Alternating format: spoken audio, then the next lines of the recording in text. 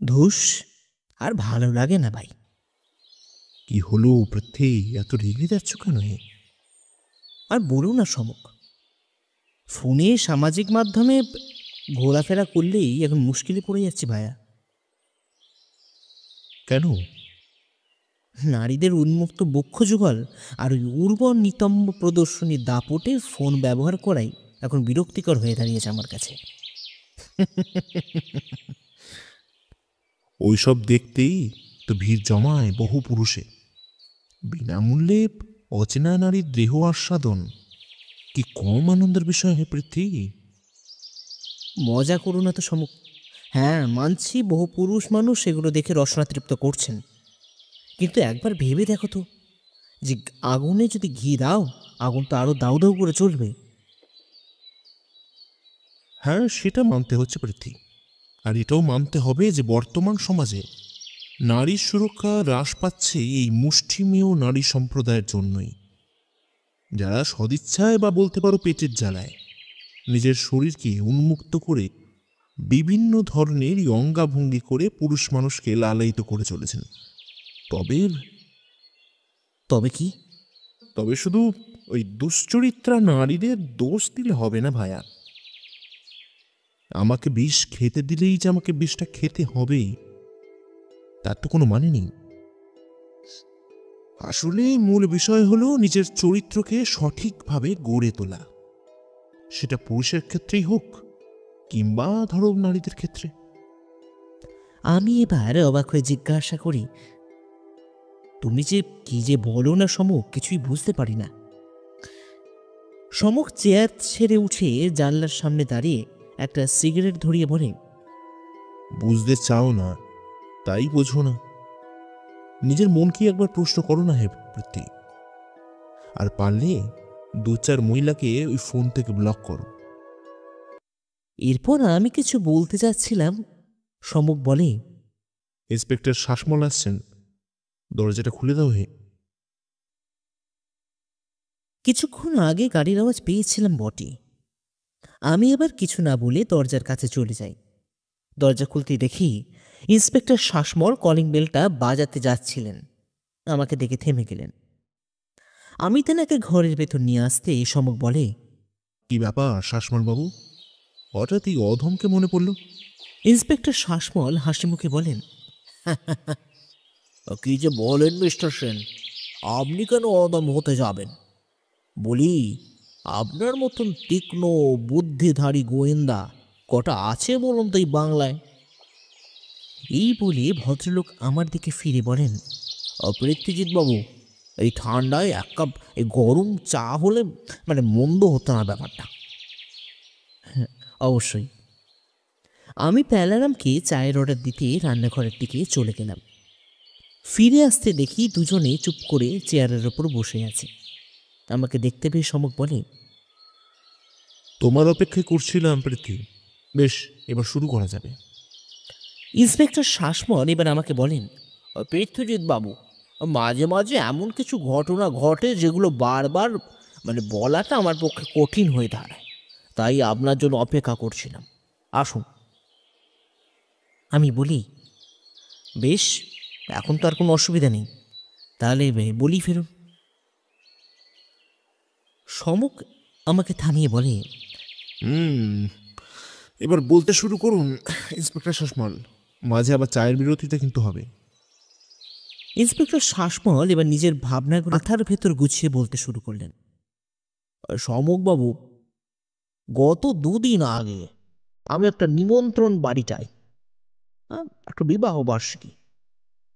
আপনি হয়তো এই বিখ্যাত পরিচালক কিংসুক রায়কে চিনে থাকবেন। কিংসুক রায়? হ্যাঁ হ্যাঁ হ্যাঁ, আগের মাসে যিনি জাতীয় পুরস্কার পেলেন তো? একদম ঠিক ধরেছেন, আমি তার কথাই বলছি আপনাকে। বাবা, তার আবার কি হলো? না, তার কিছু হয়নি, হয়েছে তার বাল্য বন্ধু অজয়ের সাথে।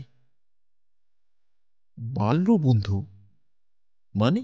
হ্যাঁ সমকবাবু, অজয়, অজয় বাঘ, পেশায় ব্যবসায়ী। শুনেছি কিংসুক বাবুর খুবই ঘনিষ্ঠ বাল্য বন্ধু বটে।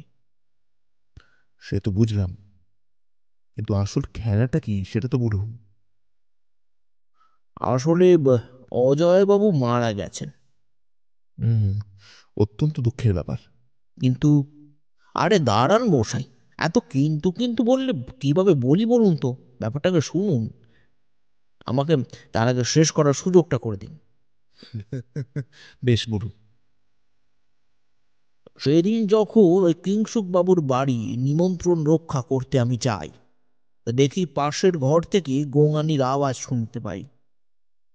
সেখানে গিয়ে দেখি এই অজয় বলে ব্যক্তিটি অবস্থা একেবারে সঙ্গীন।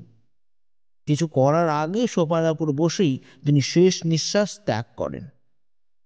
এবার আমি বলি, কিন্তু এখানে সমক কি করতে পারে ইন্সপেক্টর শাসমল? সবকিছু তো আপনার চোখের সামনেই ঘটেছে। মানছি পৃথ্বীজিৎ বাবু, আপনার কথাটা কিন্তু একেবারে ফেলে দেওয়ার মতন নয়। কিন্তু কিন্তু কেন জানি না ব্যাপারটা আমার ঠিক ভালো ঠেকছে না।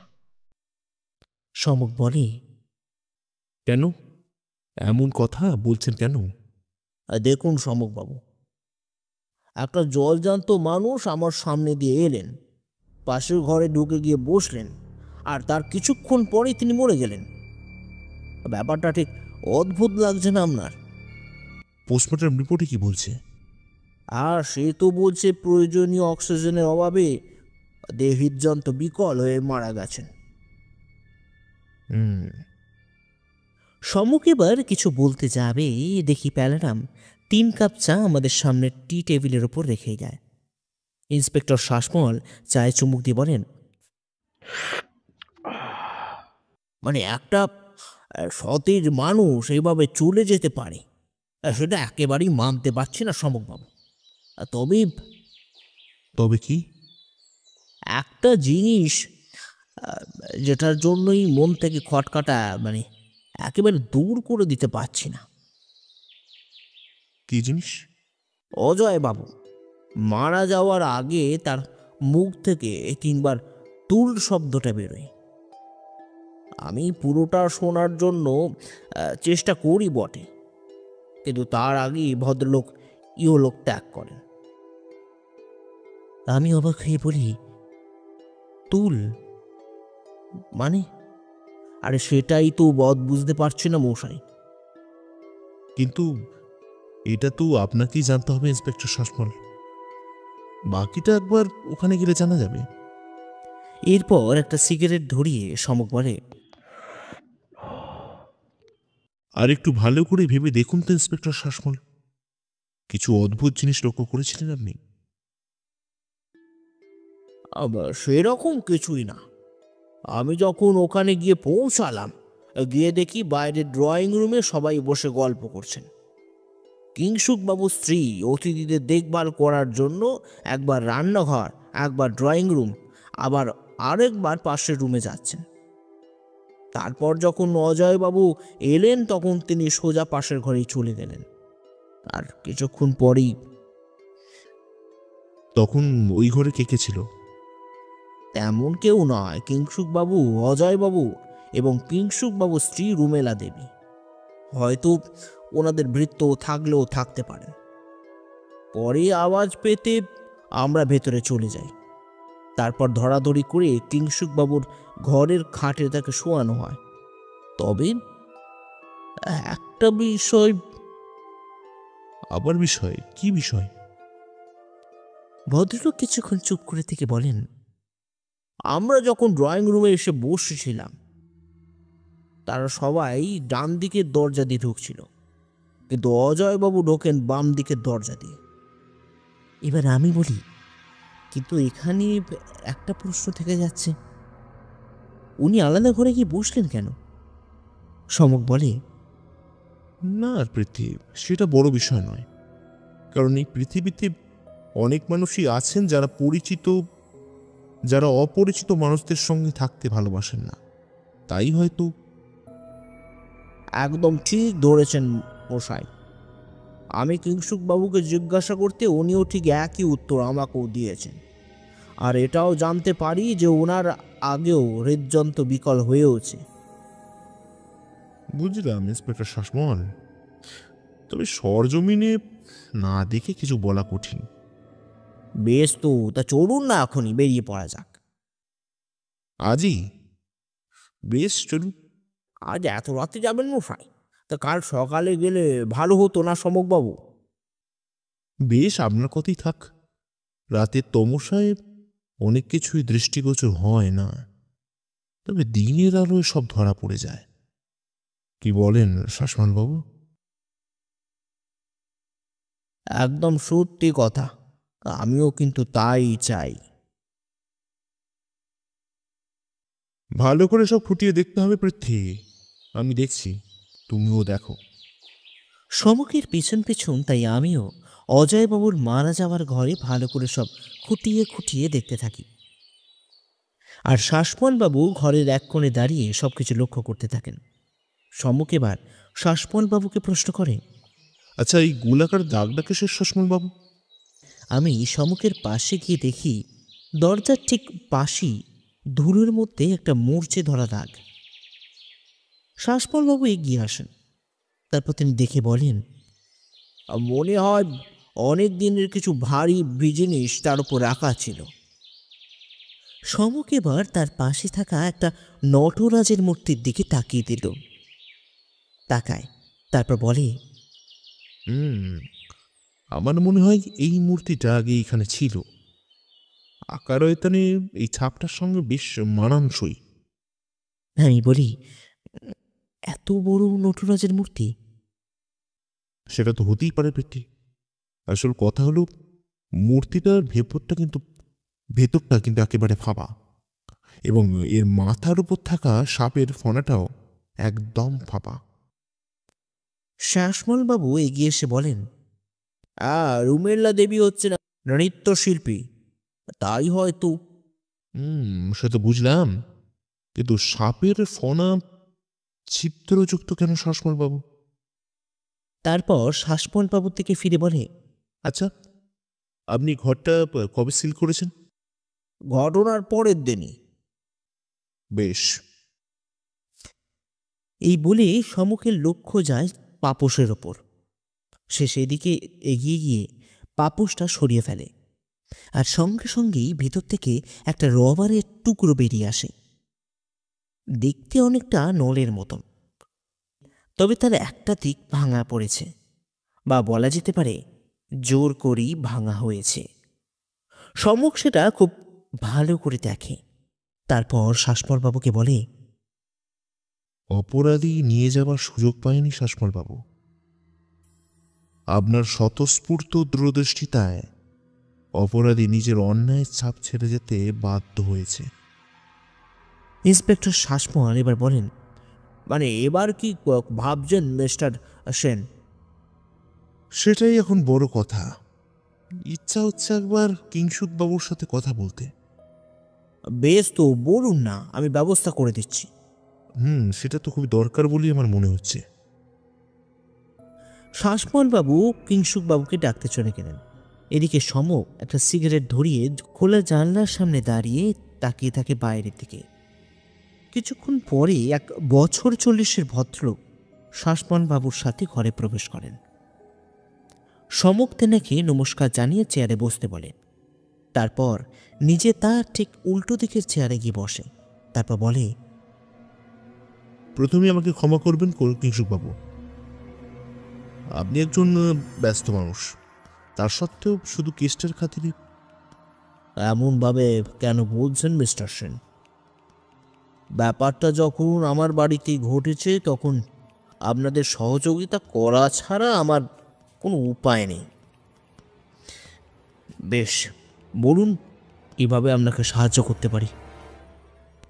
সাহায্য? হ্যাঁ, তা করতে পারেন বই কি। এই বলেই সমক তার পকেট থেকে সেই রবারের নলটা বার করে তেনাকে দেখায়। তারপর বলে, এটাকে চেনা চেনা লাগছে আপনার? ভদ্রলোক সেটা হাতে নিতে যাচ্ছিলেন, কিন্তু বাধা দিয়ে সমক বলে, একদম নয়। ওখান থেকে দেখি বলুন। ভদ্রলোক ভালো করে দেখে বলে, না, আসলে এই ধরনের সামান্য জিনিস বাড়ির মধ্যে আকছারি পাওয়া যায় মিস্টার সেন, তাই সেইভাবেই খুঁটিয়ে কিছু বলা আমার পক্ষে সম্ভব নয়। আপনার কাছে যেটা সামান্য সেটা আমার কাছে অসামান্য, তাই বিষয়টা সামান্য কি অসামান্য সেটা আমার উপরে ছেড়ে দিন। আপনি বরঞ্চ এটা দেখেছেন কিনা বলুন। ভদ্রলোক চেয়ারে হেলান দিয়ে বলেন, আহ না, দেখিনি। আমি বেশ বুঝতে পারছিলাম ভদ্রলোক সমকের কথায় খুব একটা খুশি হননি। সমক বলে, আপনি পেশায় পরিচালক সেটা শাসমোহনবাবুর কাছ থেকে আমি আগেই শুনেছি। তা বর্তমানে আপনি কি করছেন? বর্তমানে একটা সিনেমার কথা চলছে, দেখা যাক। বুঝলাম। তা আপনার বন্ধু কি করে মারা যায়? সেটা কি ইন্সপেক্টর শাসমল আপনাদের বলেননি? না, সেটা তো উনি অবশ্যই বলেছেন, তবে আমি কিন্তু একবার আপনার মুখ থেকেও ব্যাপারটা শুনতে চাই। বলা তো যায় না, নতুন কিছু যদি তথ্য পাওয়া যায়। কিংসুকবাবু এবার একটা দীর্ঘশ্বাস ফেলে বলেন, আমি অতিথিদের রক্ষণাবেক্ষণ করতে ব্যস্ত ছিলাম। হঠাৎ আমার স্ত্রী রুমেলা আমাকে ডাকেন। এসে দেখি অজয়ের অবস্থা ভীষণ খারাপ। আ- আমরা হাসপাতালে নিয়ে যেতে চেয়েছিলাম, কিন্তু সময়ের অভাবে। এইবার চুপ করেন ভদ্রলোক। সমক বলে, অজয়বাবু তো আপনার বন্ধু ছিলেন, তাই না? হ্যাঁ, তবে এরকম ঘটনা যে ঘটে যাবে। সেটাই তো আপনি চেয়েছিলেন কিংশুকবাবু। হ্যাঁ, কি যা তা সব বলছেন বলুন তো আপনি? মানছি, বন্ধুদের মধ্যে মনোমালিন্য হয়েই থাকে। তার মানে এই নয় যে আমি তাকে প্রাণে মেরে দেব। শান্ত হন, শান্ত হন কিংশুকবাবু। হত্যাটা যেহেতু আপনার বাড়িতেই ঘটেছে, তাই সন্দেহ তালিকা থেকে আপনাকে বাদ দেওয়া যাচ্ছে না। কিসের সন্দেহ? অজয় তো ইন্সপেক্টর শাসমলের সামনেই মারা যায়। সেটা মানছি, কিন্তু হঠাৎ সম্মুখের কথা থামিয়ে কিংসুকবাবু বলেন, তবে একটা কথা মিস্টার সেন। একটা কথা। কি কথা? অজয় যখন শেষ নিঃশ্বাস ত্যাগ করবে তখন দরাজ কথাটা দুবার বলে। তবে তার মানে কি সেটা আমি বলতে পারবো না। দরাজ? অদ্ভুত তো। এরপর ইন্সপেক্টর শামসমানের দিকে তাকিয়ে সে বলে, আপনি তো তুল কথা বলেছিলেন না ইন্সপেক্টর শাসমল? ইন্সপেক্টর শাসমল কিছু বলতে যাবেন, অমনি কিংসুকবাবু বাধা দিয়ে বলেন, না না, ওইটা ওনার পক্ষে জানা সম্ভব নয়। উনি হয়তো তুল কথাটা শুনেছিলেন বটে, তবে তারপরে উনি যখন ডাক্তার ডাকতে বাইরে চলে যান, তারপর অজয় এই কথাটা বলে। তবে শব্দটা কিন্তু দরাজি। কিন্তু পরেই ব্যাপারটা ইন্সপেক্টর শাসমলকে আপনারা জানাননি কেন? দেখুন মিস্টার সেন, সত্যি বলতে গিয়ে বিষয়টা একদম ভুলে গিয়েছিলাম। সমক এবার চেয়ারে হেলান দিয়ে বলে, একবার আপনার স্ত্রীর সাথেও কথা বলতে চাই কিংশুকবাবু। কিংসুকবাবু একটু ইতস্তত হয়ে বলেন, "আম, মিস্টার সেন, আমি চাই রুমেলা এই বিষয়টা থেকে একটু দূরেই থাকুক। কিন্তু সেটা কি করে সম্ভব কিংশুকবাবু? হ্যাঁ, আমি মানছি যে ব্যাপারটা আমাদের বাড়িতেই ঘটেছে, কিন্তু আমি এতে বাড়ির সদস্যদের ঝামেলায় পড়তে দেখতে চাই না। হ্যাঁ, আমি আপনাদের যতটা সম্ভব সাহায্য করব। সমক কিছুক্ষণ চুপ করে থাকে, তারপর বলে, বেশ, তবে তাই হোক। এরপর চেয়ার ছেড়ে দাঁড়িয়ে বলে, এখন তাহলে আসছি কিংশুকবাবু, প্রয়োজনে কিন্তু আবারও জানাতে আসবো। আশা করি কিছু মনে করবেন না। Any time mister Sen.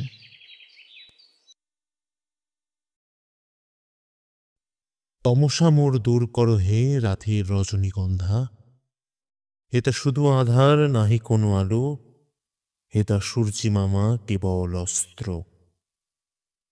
তাই শুধু আলো, আলো, আলো। সমক, এইভাবে আর কতক্ষণ ওই জানলার সামনে দাঁড়িয়ে পূর্ণচন্দ্র দেখবে তুমি? সমক আমার দিকে ফিরে বলে, যতক্ষণ না এই আলোর দেখা পাচ্ছি, বুঝলে? কিসের তমসা তোমার? ওই যে দরাজে। হুম, সেটা অবশ্য ঠিকই বলেছো ভাইয়া। আমিও এটা নিয়ে বিস্তর ভেবেওছি, কিন্তু কিন্তু কোনো উত্তর পাওনি, তাই তো এখন চাইছো যে আমি যাতে তোমার মনের আধার দূর করি। হ্যাঁ, তা তো বটেই। সমক এবার আমার সামনের চেয়ারে বসতে বসতে বলে, কিন্তু আমার মনের আধার মেটাবে কি বলো তো পৃথ্বী? আমি একটু অবাক হয়ে বলি, তুমি কি কিছু দিশা পাচ্ছ না? সমক ঘাড় নাড়িয়ে বলে, না, কিচ্ছু না। তাহলে? তাহলে প্রথম থেকে ভাবতে হবে পৃথ্বী, একবার প্রথম থেকে ভাবতে হবে। প্রথম থেকে মানে ঘটনাটার? একদম। ওই তো ধরো না, ইন্সপেক্টর শাসমল কিংসুকবাবুর বাড়িতে গেলেন। সেখানে ওনার সামনেই অজয়বাবুর হৃদযন্ত্র বিকল হয়ে তিনি মারা গেলেন। কিংসুকবাবুর কথা অনুযায়ী অজয়বাবু মারা যাওয়ার সময় দরাজ শব্দটা দুবার বলল। এদিকে পোস্টমর্টম রিপোর্টে বলছে শ্বাস প্রক্রিয়া ব্যাহত হওয়ার জন্য হৃদযন্ত্র বিকল হয়েছে।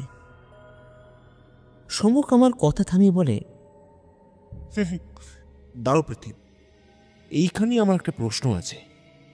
একটা ভালো মানুষ এলেন, হঠাৎ কি এমন ঘটলো যে তিনি মারা গেলেন? আর একটা কথা, কি? কিংসুকবাবু কথায় কথায় বলেছেন বন্ধুদের মধ্যে মনোমালিন্য, সেটা কি নিয়ে? আমি হেসে বলি, সমক, এটা তো হতেই পারে। এই দেখো না, তোমার আমার মধ্যে তো হয়। তাহলে না না পৃথ্বী, আমাদের মধ্যে যেটা হয় তা নিতান্ত ছেলে মানুষের, আর কিছু না। কিন্তু কিংসুকবাবুর কথার মধ্যে কেমন যেন একটা খিচ ছিল, আর সেটাই।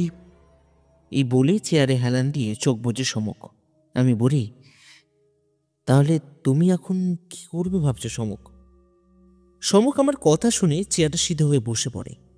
তারপর আমার দিকে স্ত্রীর দৃষ্টিতে কিছুক্ষণ চেয়ে থেকে তার বিখ্যাত ধারালো হাসি হাসতে থাকে।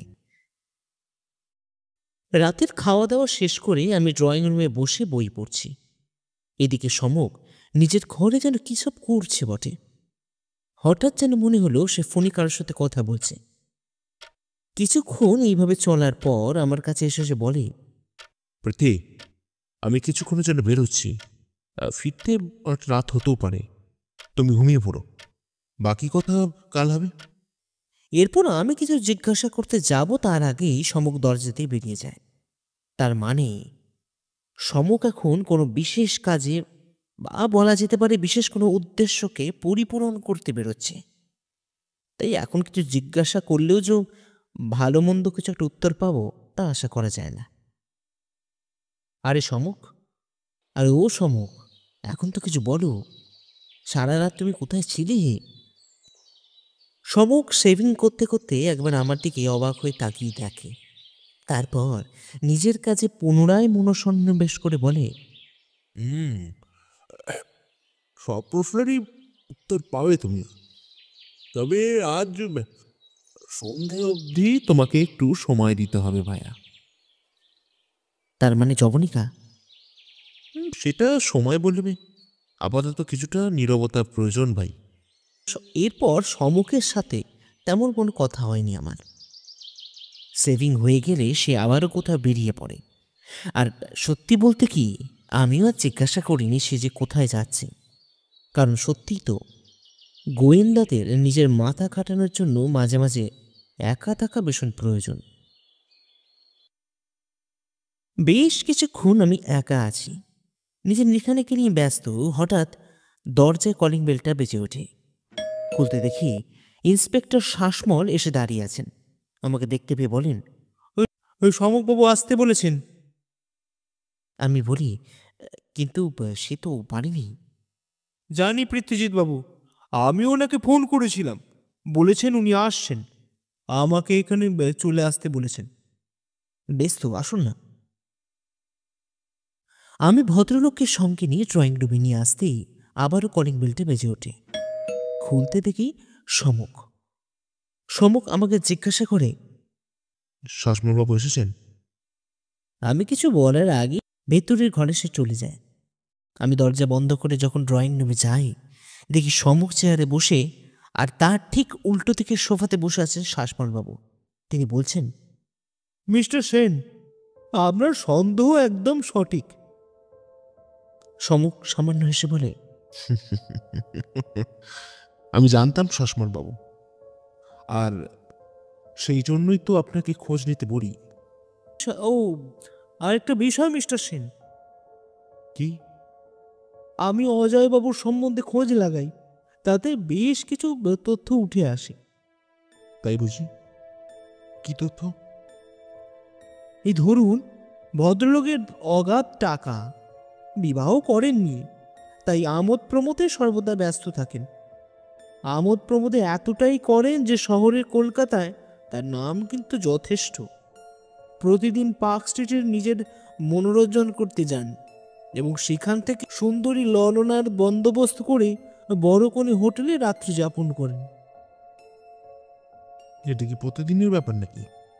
হ্যাঁ, তা তো বটেই। বেশ, আপনাদের তথ্যগুলো যথেষ্ট সাহায্য করবে আশা রাখি। বাকিটা সন্ধ্যাতে কিংশুকবাবুর বাড়িতে না হয় বলা যাবে। তা আপনি ধরে ফেলেছেন নাকি? কিছুটা। বাকিটা সময়ে কথা বলবে শাসমলবাবু।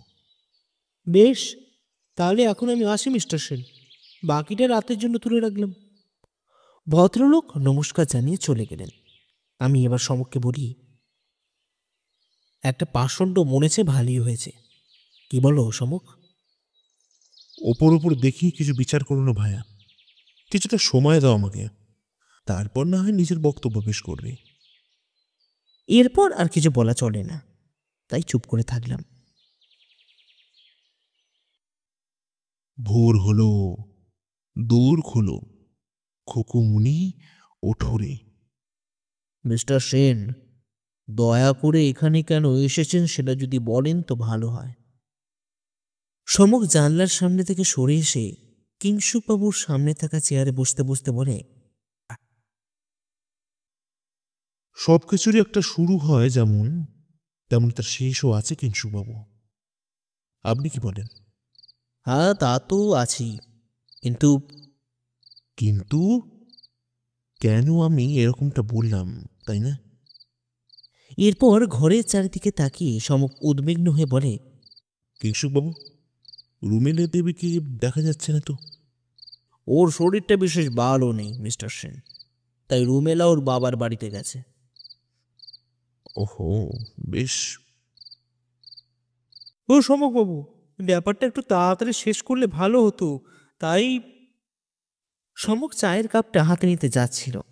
ইন্সপেক্টর শাসমলের কথা শুনে সমক বলে, বেশ তো, তাহলে একটা কাজ করি মিস্টার শাসমল, কিংশুকবাবুকে গ্রেপ্তার করুন, উনি খুনি। কিংশুকবাবু হতভম্ব হয়ে বলেন, এসব কি বলছেন মিস্টার সেন? আমি তো কিছু করিনি। আমিও সেটা জানি কিংশুকবাবু। তাহলে এরকম বলছেন কেন? ইন্সপেক্টর আমাকে তাড়াহুড়ো করতে বলছেন, তাই। কথাই তো আছে, তাড়াহুড়োর কাজ সঠিক নাও হতে পারে, তাই যা হোক একটা বলে দিলাম। আরে মশাই, চড়ছেন কেন বলুন তো? আমি ইন্সপেক্টর, আমার অনেক রকম আরও 10টা কাজ পড়ে আছে, তাই আপনাকে তাড়াহুড়ো দিয়ে বসছি। বেশ, আপনার যতটা সময় লাগে লাগুক। সম্মুখ এবার চায় চুমুক দিয়ে বলে, কিংসুকবাবু, অজয়বাবুর মৃত্যুটা স্বাভাবিক ছিল না। তার মানে? হ্যাঁ, ইন্সপেক্টর শ্বাসমলের ধারণাই সঠিক ছিল। খুন করা হয়েছে অজয়বাবুকে। খুন? হ্যাঁ, খুন, তাও আবার সুপরিকল্পিতভাবে। কিন্তু মিস্টার সেন, কে তাকে খুন করতে পারে, তাও এতগুলো লোকের সামনে? যদি বলি, আপনার স্ত্রী মানে রুমেলা দেবী। আমি আমাকে বলি, এ কি বলছো সমক? হ্যাঁ প্রীতি, আসলে কিংসুকবাবু তার কাজের দরুন বেশিরভাগ সময় বাড়ির বাইরে থাকতেন। কিন্তু বাইরে থাকতে থাকতে যে নিজের স্ত্রীর মনের বাইরে চলে যাচ্ছেন সেটা উনি বুঝতে পারেননি। আর সেই ফাঁকা জায়গা পূরণ করতে আসেন অজয়বাবু। রুমেলা দেবীর সঙ্গে প্রথমে মানসিকভাবে এবং পরে শারীরিকভাবে জড়িয়ে পড়েন। কিংসুকবাবু এবার চেয়ার ছেড়ে উঠে বলে, কে যা তা বলছেন বলুন তো আপনি? আমার আপনি আমার স্ত্রীর সম্বন্ধে এরকম যা তা বলতে পারেন না মিস্টার সেন। প্রমাণ ছাড়া সমসেন কোনো বাজে কথা বলে না কিংসুকবাবু। গত দুদিন ধরে আমি আপনাকে এবং রুমেলা দেবীকে ফলো করতে থাকি, তাতেই সমস্ত কথা বেরিয়ে আসছে। ইন্সপেক্টর শ্বাসমল এবার বললেন, মানে এতে খুনের কি সম্পর্ক সম্মুখবাবু? বেশ কিছুদিন ধরে অজয়বাবুর ব্যবসা ভালো যাচ্ছিল না, তাই উনি রুমেলা দেবীকে ব্ল্যাকমেল করে টাকা আদায় করতে চেয়েছিলেন। বেশ কিছু ছবি আমি পেয়েছি অজয়বাবুর সঙ্গে রুমেলা দেবীর ঘনিষ্ঠ থাকাকালীন। এরপর ইন্সপেক্টর শ্বাসমলের দিকে বলে, সবকিছুই আপনাকে দিয়ে দেবো ইন্সপেক্টর শাসমল, দয়া করে রুমেলা দেবীকে ধরার ব্যবস্থা করুন। বেশ, তবে কিন্তু ঘনিষ্ঠ মানুষটি কে সম্মুখবাবু? কিংসুক বাবুর বাড়ির কাজের মানুষ রাখাল। রাখাল? হ্যাঁ, আপনার স্ত্রীর থেকে সেও রক্ষা পায়নি কিংসুক বাবু। এবার আমি বলি, কিন্তু খুনটা হলো কি করে সমুখ? সমুখ আমার কথা শুনে সামান্য হাসে, তারপর চেয়ার ছেড়ে উঠে ঘরের মধ্যে থাকা নটরাজের মূর্তির সামনে চলে যায়। তারপর সেদিকে ভালো করে দেখতে দেখতে বলে, এটা থেকে করা হয়েছে পৃথ্বী। এটা থেকে? কিন্তু কি করে? সমুখ এবার আমাদের সামনে পায়চারি করতে করতে বলে, প্রথম দিন আমি যখন এটাকে দেখি তখন থেকে কেন জানি না একটা সন্দেহ হয়, বিশেষ করে ওই মাথায় থাকা সাপের ফনাগুলো দেখে। রুমেলা দেবী বুদ্ধি করে ওর মধ্যে বিষের বাষ্প বোতলে লুকিয়ে রাখেন, আর পাপোশের তলায় রাখেন ট্রিগারটা। অজয়বাবু যখন এই ঘরে প্রথম ঢোকেন তখনই তার পায়ে চাপে পাপোশের তলা থেকে ট্রিগারটা প্রেস হয়ে যায়, আর তার সঙ্গে সঙ্গেই ওই সাপের ফনার ভেতর থেকে বেরিয়ে আসে বিষাক্ত গ্যাস, আর তাতেই মৃত্যু হয় অজয়বাবুর। কিন্তু এত লোকের মধ্যে ওটা সরালো কি করে সমুখ? সেটাও খুব তাড়াতাড়ি করেছেন রুমেলা দেবী। যখন সবাই ধরাধরি করে অজয়বাবুকে পাশের ঘরে নিয়ে যাচ্ছিল শোয়ানোর জন্য, ঠিক তখনই এই সব কাজ করেছেন। কিন্তু তাড়াহুড়োর জন্য এক টুকরো ট্রিগারের রবার টুকরোটা ওখানে ফেলে রেখে দিয়ে চলে যান, আর সেটাই ওনার কাল হয়ে দাঁড়ায়। আর তাতে যা হওয়ার তাই হলো। এরপর ইন্সপেক্টর শ্বাসমলের দিকে চেয়ে বলে, বাকিটা আপনার ওপর রইল ইন্সপেক্টর শাসমল। আমি এবার চলি, নমস্কার।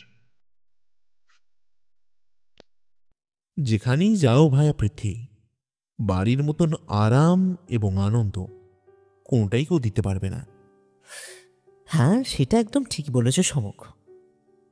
সমুখ চেয়ারে হেলান দিয়ে পাটা সামনে টি টেবিলের ওপর তুলে দিয়ে বসে আছে, আর আমি তার দিকে চেয়ে আছি। আমি বলি, এমনটা কেন হয় বলো তো সমুখ? সমুখ অবাক হয়ে আমার দিকে চেয়ে বলে, হ্যাঁ, কিরকম? ওই যে নারীদের এমন চলন, আমি তো মাত্রই। এই থামো থামো পৃথ্বী, একদম থেমে যাও। নারী মানেই কিন্তু মায়ের রূপ নয়। যতক্ষণ না তার ভেতরে প্রবৃত্তি সরিয়ে মাতৃরূপ জাগ্রত হচ্ছে। আজকাল যেভাবে মেয়েরা তাদের শরীর উন্মুক্ত করে সমাজে নিজেকে প্রতিষ্ঠিত করতে চাইছে, তাতে সমাজ কিন্তু ততই কুলুষিত হচ্ছে। তাই একটা ভালো সমাজ করতে গেলে সবার আগে চাই নারীদের মা হয়ে ওঠা, মাতৃত্বের বোধ তাদের মধ্যে জেগে ওঠা। তারপরে দেখবে পুরুষেরা এমনিতেই ঠিক হয়ে গেছে, বুঝলে?